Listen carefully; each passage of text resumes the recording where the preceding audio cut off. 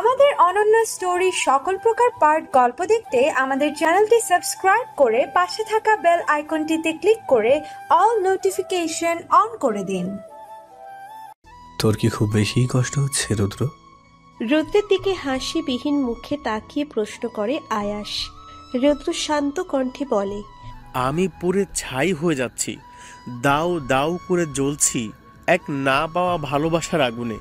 তাও আমি কিছু করতে পারবো না তোর জন্য, কারণ তুই জানিস আমি নিজের প্রিয় জিনিসগুলো কারোর সঙ্গে শেয়ার করি না। প্রিয় মানুষকে কি করে ত্যাগ করবো বল? আমি কোনো অবস্থাতে আনিশাকে ছাড়তে পারবো না। যদি কখনো মরে যাই তবুও এমন কিছু করে যাবো যাতে ওকে কেউ না পায়, তুইও না। আমি জানি আয়াস, আনিশা যেমন আমার ভালোবাসা, তুইও তেমনই আমার ভালোবাসা। বরং তোর প্রতি আমার ভালোবাসা অনেক দিনের। তোকে আমি রগে রগে চিনি, হাড়ে হাড়ে চিনি। তুই যে আনিশাকে পাওয়ার জন্য কতটা উন্মাদ সেটা তোর চোখে আমি দেখতে পাই। হয়তো তোর মতো আনিশাকেও আমি ভালোবাসতে পারবো না, সে কারণেই ও তোর। আমি ওকে কেড়ে নিতেও চাই না, কারণ ও যদি জানে আমার মনের কথা তাহলে ও ভয়ানক অস্বস্তির মধ্যে পড়বে। আর আমি এটাও চাই না যে একটা মেয়ের জন্য আমাদের সম্পর্ক নষ্ট হোক। আয়াস চুপ করে থাকে বেশ কিছুক্ষণ। তার মনও আজ ভীষণ বিষণ্ণ। এখানে রুদ্রের বদলে যদি অন্য কেউ থাকতো তবে সে কথা বলার অবস্থাতে থাকতো কিনা সন্দেহ। কিন্তু তার সামনে রুদ্র দাঁড়িয়ে আছে, যে কিনা তার সুখ দুঃখের দিনগুলো একসঙ্গে আয়েশের সঙ্গে ভাগ করে নিয়েছে। রুদ্র আয়েশের মুখ দেখে বুঝতে পারে আয়েশ দ্বন্দ্বে ভুগছে। তার দ্বন্দ্ব কাটাতে রুদ্র মেকি হাসি হেসে মজা করার চেষ্টায় বলে, তোর মনে আছে যখন ছোট ছিলি তখন একবার শুধু তোর সব থেকে ফেভারিট একটা শার্ট পরেছিলাম, তারপর তুই কি করেছিলি? শার্টটা আমার গা থেকে ধস্তাধস্তি করে খুলে নিয়ে একেবারে আগুন ধরিয়ে দিলি শার্টে। আর সেদিন বলেছিলি, যে জিনিস আমার প্রিয় সেই জিনিস কখনো ভুলবশত অন্য কারো হয়ে যায় তাহলেও সেটাকে আমি চিরস্থায়ী হতে দেব না। ধ্বংস করে ফেলবো সেই প্রিয় বস্তুটিকে, যেটা আমার প্রিয় হয়েও অন্য কারো। মনে আছে তোর? আয়েশ একটু একটু করে নিজের দ্বন্দ্ব কাটিয়ে ঠোঁটে ঠোঁট চেপে হেসে বলে, আমি এখনো চাই না আমার প্রিয় মানুষ আর প্রিয় জিনিস অন্য কেউ দেখুক বা স্পর্শ করুক। আমার ভয়ানক রাগ হয় রুদ্র, তোর প্রতিও আমার ভয়াবহ রাগ হচ্ছে, ভয়াবহ রাগ, যেটা আমার মস্তিষ্ক শূন্য করে দেয়। মনকে প্রতিদিন এটা ভেবে সান্ত্বনা দিই যে যদি আনিশার সঙ্গে তোর আগে আমার দেখা হতো তাহলে হয়তো ও আমারই হতো, তোর নয়। যদি পরে তোর সঙ্গে ওর সাক্ষাৎ হতো তাহলে সর্বস্ব দিয়ে আমি ওকে আগলে রাখতাম। হয়তো তোর মতো পারতাম না, তবে আগলে রাখতাম আমি আমার নিজের মতো করেই। ম্লান হেসে বলে রুদ্র। আয়াস নিজের হাতের মুঠো শক্ত করে। ঘাড়ের রগ একবার উঠেছে একবার নামছে। সে অন্তত ধীর কণ্ঠে বলে, স্টপ রুদ্র প্লিজ, আমি যেন তোকে কিছু করে না বসি তার আগেই চুপ কর। কেন জানি না, এখন আমি তোর মুখে আনিশার নামটাও সহ্য করতে পারছি না। রুদ্রের কথাগুলো বলার ইচ্ছে করছিল ভীষণ। সে নিজেকে আটকাতে পারে না, তাই বলে ফেলেছে হিতাহিত জ্ঞান হারিয়ে। সে কি করে ভুলে গেল আনিশা তারই বেস্ট ফ্রেন্ডের স্ত্রী? নিজের উপর নিজেরই ভীষণ লজ্জা হলো রুদ্রের। ঘরমাক্ত হলদে ফর্সার চোখে মুখে দেখা গেল আলতো গোলাপি আভা। মাথা নিচু করে চশমা ঠিক করতে করতে স্বাভাবিক হওয়ার চেষ্টা করে বলল, আমার মতো স্টুপিড একজনের কথা কানে নিস না তো। আমি বললেই কানিশাকে তুই ছাড়বি নাকি? Never ever, because I am a big selfish? You are a big selfish man, I know that. কিন্তু কি জানিস, সেলফিশ হওয়া হয়তো ভালো, অন্তত এই স্বার্থপরতার জন্য নিজের কাছের মানুষকে নিজের করে পাওয়া যায়, সেটা হোক ছলে বলে বা কৌশলে। তুই তো পেয়েছিস তাকে। আয়াস কিছু বলে ওঠার আগেই ঝনঝন আওয়াজ হলো। আয়াস ও রুদ্র কিছুটা চমকে তাকালো ছাদে আসা দরজাটার দিকে। তাড়াহুড়ো করে বালতি হাতে উঠলাম আমি। ছাদে এসেছিলাম ফুলের গাছগুলোতে পানি দেবার জন্য। পাইপলাইন থেকে পানি না আসায় নিচে গিয়ে বালতি নিয়ে আসছিলাম আমি। কিন্তু ছাদে আসতেই আমার নামে আলোচনা শুনতে পেয়ে কিছুটা কৌতূহল বশে একটু আড়ালেই দাঁড়িয়ে থাকি আমি। রুদ্রের কথাবার্তা শুনে ধীরে ধীরে পায়ের তলা থেকে মাটি সরতে থাকে। অস্বস্তি বোধ বাড়তে থাকে। রুদ্র আমার প্রতি এমন অনুভূতি পোষণ করেন ভাবতেই তিক্ততা বেড়ে যায় আমার মনের ভিতর। একসময় হাত থেকেই বালতিটা পড়ে যায়। তড়িঘড়ি তুলতে গিয়ে দেখি আয়েশ আর রুদ্র আমার দিকে তাকিয়ে আছেন। রুদ্রের তাকিয়ে থাকা দেখে চরমভাবে লজ্জিত লাগলো নিজেকে। চোখ নামিয়ে বালতিটা হাতে নিয়ে দাঁড়ালাম। তাকানোর সাহস অব্দি পাচ্ছি না। শুকনো গলায় বললাম, আই এম সরি, ভুল করে আপনাদের কথা শুনে ফেলেছি। বলেই আর এক মুহূর্ত দাঁড়ালাম না।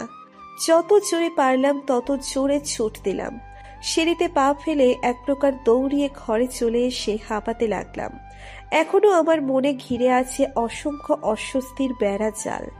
রুদ্রের মনে এমন অনুভূতি জন্মানো কি কোনো দরকার ছিল? এখন ওনার সামনে দাঁড়াবো কি করে আমি?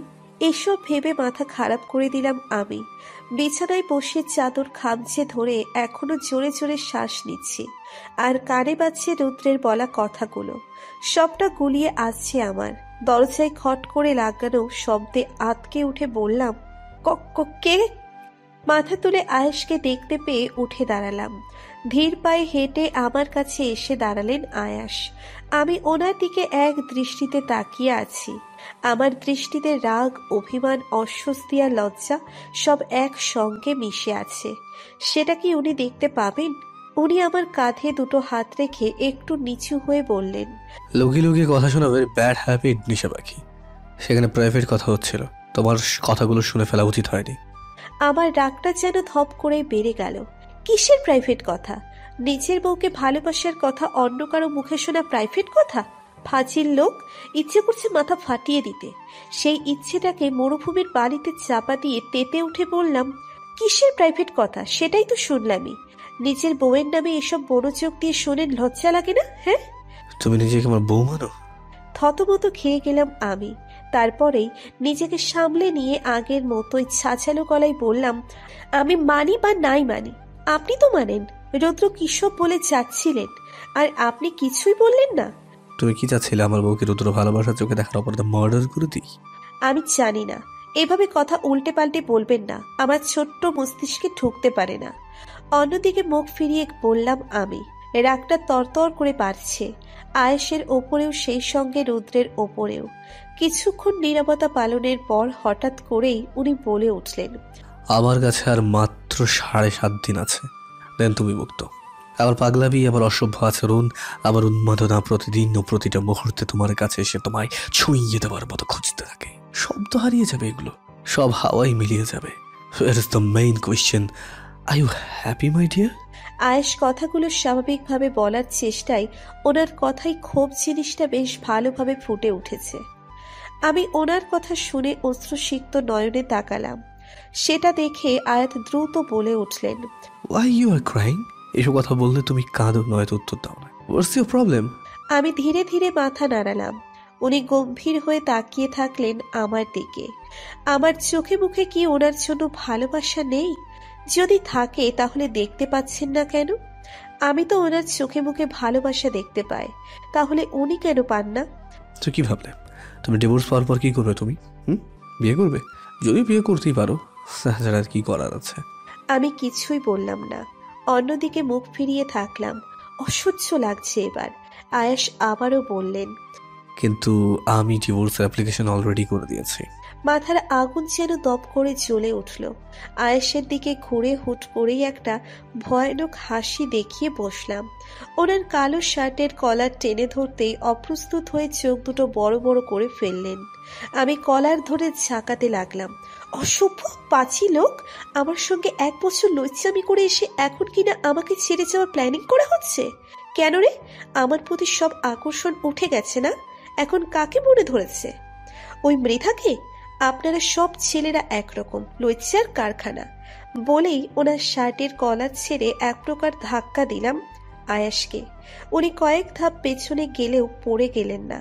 আমি প্রচন্ড রাগে বিছানা থেকে বালিশ হাতে তুলে নিয়ে ছুঁড়ে মারলাম ওনাকে। তারপর দ্রুত পায়ে চলে এলাম ঘর থেকে। আনিশা যাওয়ার পরে আয়েশ ঘর কাঁপিয়ে হাসি দিল। মেয়েটা পারেও, কখন কি করে নিজেও বোঝে না। হাসি থামিয়ে আনিশার যাওয়ার পানে চেয়ে বলল, আমিও দেখি তোমার সহ্য ক্ষমতা কতটা, কতটা ধৈর্য থাকতে পারো তুমি। যেদিন তোমার ধৈর্যের ভাত ভাঙবে, সেদিনই তো নিজের মনের সকল অনুভূতি উজাড় করে ফেলবো। বাড়ির নিচে শেষ প্রান্তে একটা খোলা বারান্দা রয়েছে। সেখানে টিম টিম করে লাল, নীল আরো বিভিন্ন রঙের লাইট জ্বলছে। রয়েছে একটা বড় মাপের দোলনা। সেখানেই বসে রয়েছি আমি। হিম হয়ে যায় শরীর, মৃদু কাঁপছে। খোলা চুল হাত খোপা করে চুপটি করে বসে রইলাম। বেশ কিছুক্ষণ ভাবনা চিন্তা করার পর বুঝতে পারলাম আমি বড় দুঃসাহস দেখিয়ে ফেলেছি। শেষমেশ কিনা আয়াস রাইহানের কলার ধরে টানছিলাম। ভাবতেই ভরকে গেলাম আমি। এই দুঃসাহসিক কাজটা দুর্বল মন নিয়ে কি করে করলাম। নির্ঘাত আয়াস রেগে গিয়েছেন। সামনাসামনি হলে হয়তো নিস্তার নেই আমার ভেবে সেখানেই চুপটি করে বসে রইলাম। পেছন থেকে একটা হাত আমার সামনে আইসক্রিম ধরতেই হকচকিয়ে উঠে তাকালাম ঘাড় ঘুরিয়ে। আয়াস মৃদু হাসি দিয়ে ইশারা করলেন আইসক্রিম নিতে। আমি তবুও ওনার দিকে তাকিয়ে বোঝার চেষ্টা করলাম আসলে উনি এখন কোন মুডে আছেন। হাজার চেষ্টা করেও সফল হলাম না বোঝার। উনি আমার হাতে ধরিয়ে দিলেন আইসক্রিম। আমি সুযোগ বুঝে নিচু সুরে বললাম, আসলে আমার তখন ওই ব্যবহারটা করা ঠিক হয়নি। আমার কি হয়েছিল আমি নিজেই জানি না। I am sorry. আয়েশ ঠোঁট কামড়ে হাসলেন। লোকটার এই হাসিটা ভীষণ মারাত্মক। হার্টবিটও যেন দ্বিগুণ হারে বেড়ে যায়। আমায় পেছন দিকে ঘুরিয়ে পেছন থেকে জড়িয়ে আমার কানের পিঠে চুল গুজে দিয়ে ফিসফিস করে বললেন,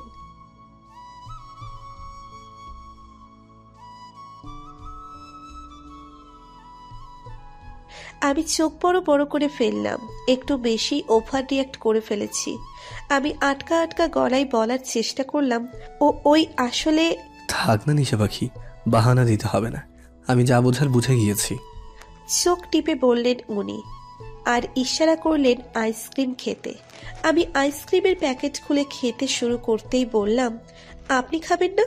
এমনিতে আমার আইসক্রিম খাওয়া খুব একটা পছন্দ না, তবে তুমি যখন কাছে আছো তখন খেতে আপত্তি নেই। অন্য হাত থেকে আরেকটা আইসক্রিম বের করে বললেন উনি। আমি ভ্রু কুঁচকে বললাম, আমি থাকার সাথে আইসক্রিম খাওয়ার কি স্বাদ? আছে আছে বলেই আইসক্রিমের প্যাকেট খুলে আচমকা আমার গালে মাখিয়ে দিলেন। ঠোঁটেও ভরিয়ে দিলেন বেশ খানিকটা আইসক্রিম। আমি মুহূর্তেই বোকা বনে গেলাম। হুশ এলে ওনার হাত খপ করে ধরে বললাম, আরে এটা খাওয়ার জিনিস, গায়ে মাখানোর জিনিস না। আয়েশ হাত ছাড়িয়ে নিয়ে বললেন, তবে কোথায় মাখাচ্ছি, আমি খাওয়ার জন্য রেডি করছি। আমি কিছু বুঝে ওঠার আগেই আয়েশ আমার পিঠে হাত রেখে অন্য হাত কোমরে রেখে আমায় এগিয়ে নিয়ে এলেন। অপ্রস্তুত হয়ে আমি আমার হাতের আইসক্রিম ভুল করে আয়েশের গালে মাখিয়ে ফেললাম। উনি তা দেখে কিছুক্ষণ চুপ থেকে আমার গালে নিচে ঠোঁট বুলাতে থাকলেন। এমন কর্মকাণ্ডে আমার হাত থেকে এবার আইসক্রিম পড়েই গেল। মূর্তি হয়ে গেলাম। এমন পাগলামিও কেউ করে? আরো কয়েকদিন তো আমার কাছে আছোই, তো সেটার অ্যাডভান্টেজ নেওয়া যাক, ক্ষতি কি?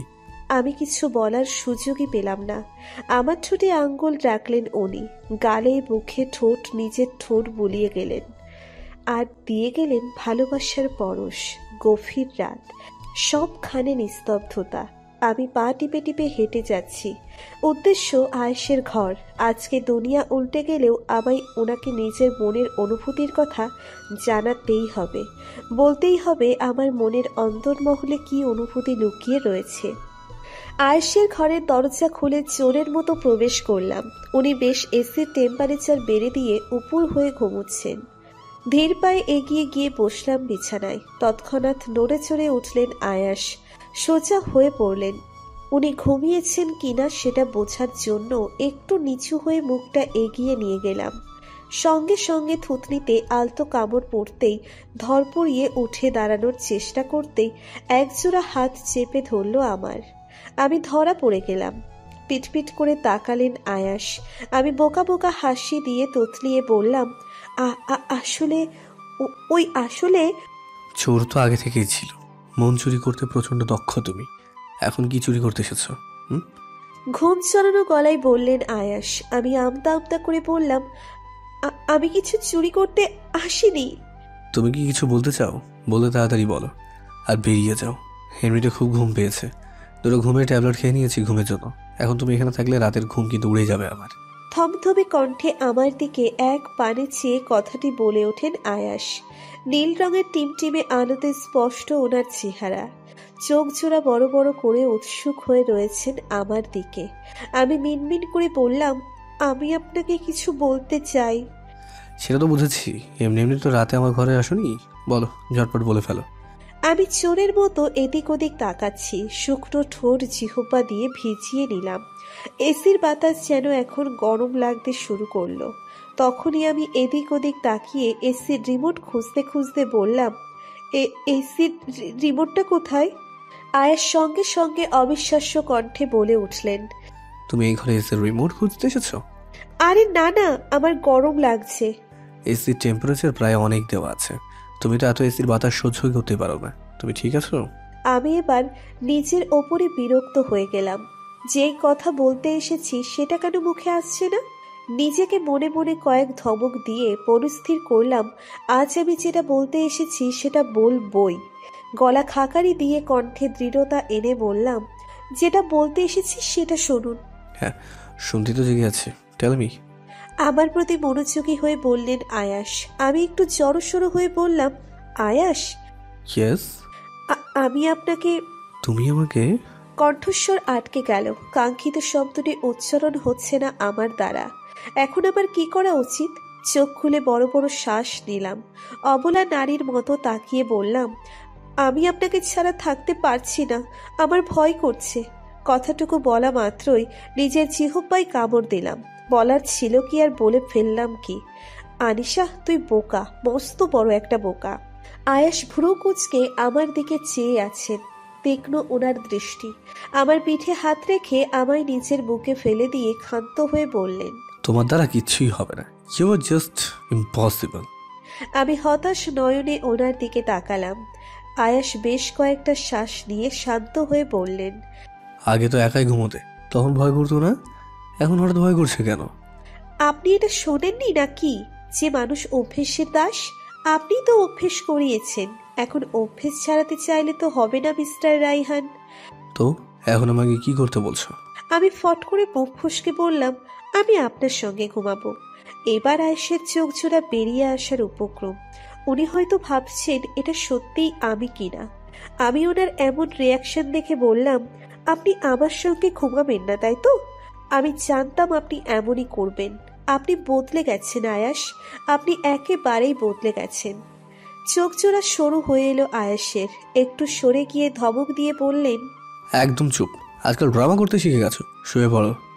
আমি আর কথা না বাড়িয়ে বালিশে মাথা দিয়ে শুয়ে পড়লাম। আয়েশ একটু সরে গিয়ে চোখ বন্ধ করলেন। বেজায় রাগ হলো আমার। আগে তো একেবারে জড়িয়ে ধরে ভর্তা বানিয়ে দিতে ছাড়তেন না, এক প্রকার যেন কোল বালিশ বানিয়ে ফেলেছিলেন। আজকে যখন আমি নিচে থেকে লোকটার কাছে এসেছি তখন সরে যাচ্ছেন? এটা তো হতে পারে না, মেনে নেওয়া যায় না। একবার ওনার দিকে কটাক্ষ করে সরাসরি আয়েশের পেটে আক্রমণ করে বসলাম।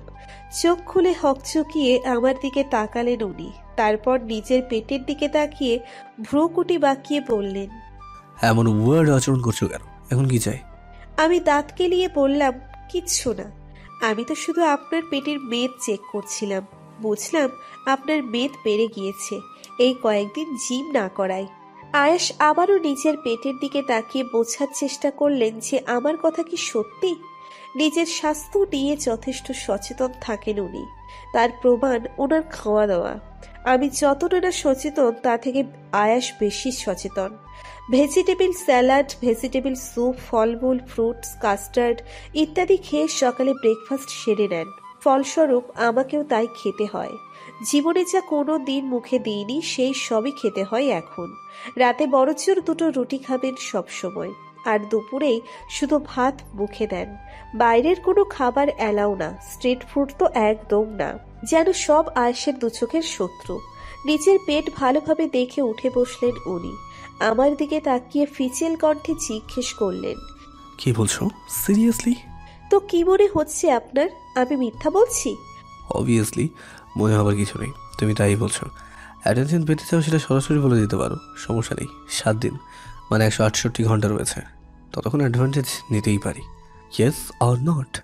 লজ্জায় মুখশ্রী লাল হয়ে এলো আমার। অ্যাডভান্টেজ মানে? কত বড় সুবিধাবাদী ভাবা যায়? আমার হাত ধরে হাতের পিঠে চুমু খেতে লাগলেন উনি।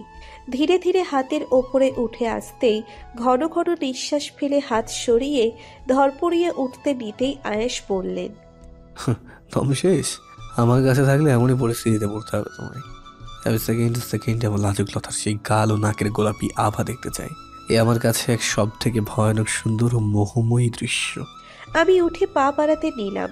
এই ঘরে আর থাকাই যাবে না, আমারই ভুল। কেন যে আসতে গেলাম। 2 ধাপ এগোতেই পেছন থেকে কাট কাট কণ্ঠে ভেসে এলো, যেহেতু আমার ঘরে এসে পড়েছো সেহেতু তোমায় ওই ঘরে যেতে দিচ্ছি না। আমি আগেই বলেছিলাম আমার ঘুম কেড়ে নিলে তোমার জন্য বিপজ্জনক। যেই 2 ধাপে গিয়েছো সেই 2 ধাপ পিছিয়ে এসে পিচ্ছিদের মতো শুয়ে পড়ো, আদারওয়াইজ। বলেই থামলেন উনি। আমি পিছু ফিরে প্রশ্নোত্তক চেহারা নিয়ে বুঝতে চাইলাম আদারওয়াইজ কি করতে চান উনি। উনি আমার দৃষ্টি বুঝে মাথার নিচে 2 হাত দিয়ে চোখ বন্ধ করে বললেন, সারা রাত আমার অত্যাচার সহ্য করতে হবে তোমায়। আবার স্পেশাল পানিশমেন্ট কি সেটা জানো তো? সারা রাত সেটা তোমার উপর অ্যাপ্লাই করবো দিশা পাখি। আরও অনেক কিছু হতে পারে। বাঁখাড়া হয়ে তাকিয়ে থাকলাম আয়েশের দিকে। উনি নির্বিকার ভঙ্গিতে চোখ বন্ধ করে আছেন। এই মুহূর্তে ওই ঘরে গিয়ে দরজা বন্ধ করে দেওয়ার ইচ্ছে থাকলেও উনি যে লক খুলে ফেলবেন সেটা আমি জানি। তখনই আবিষ্কার করলাম আমার কান দিয়ে গরম ধোঁয়া বের হচ্ছে। কি করে পারেন এমন কথাবার্তা বলতে? আমায় চুপ থাকতে দেখে চোখ মেলে আয়েশ ক্ষুব্ধ হয়ে বললেন,